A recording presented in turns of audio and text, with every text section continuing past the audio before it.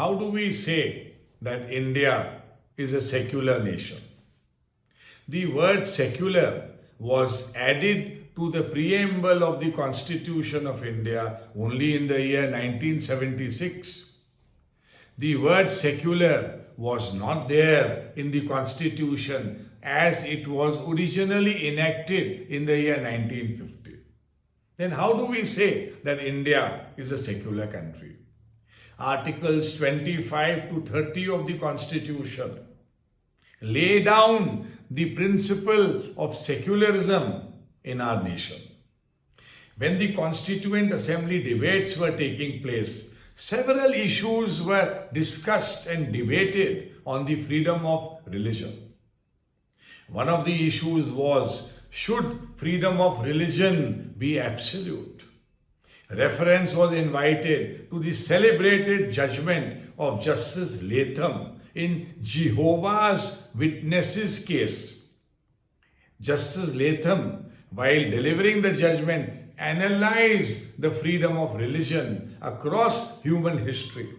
He observed that during the course of human history, there have been so many religious practices which are antisocial in nature.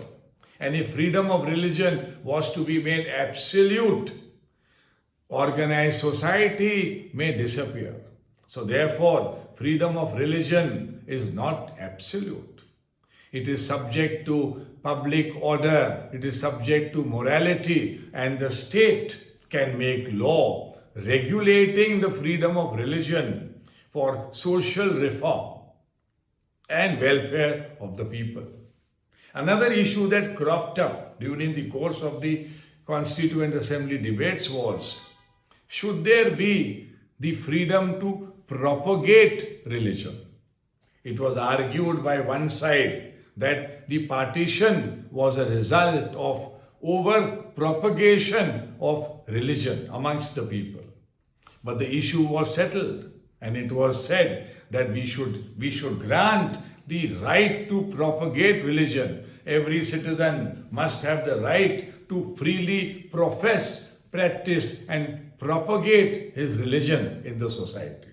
And if undue influence is used for mass conversions, etc., under the garb of propagation of religion, the state can step in and regulate religious affairs. That is why the freedom of religion granted under Article 25 of the Constitution is not absolute. Another feature of the Constitution that makes India a secular nation are Articles 29 and 30. Articles 29 and 30 grant the freedom to minorities to set up and administer educational institutions of their choice. Now, during the course of the Constituent Assembly debates, some certain very interesting issues also cropped up. Some of the minorities argued that there should be separate electorates, or there should be certain seats in parliament that should be reserved for minorities. Now this proposition, this suggestion was also turned down.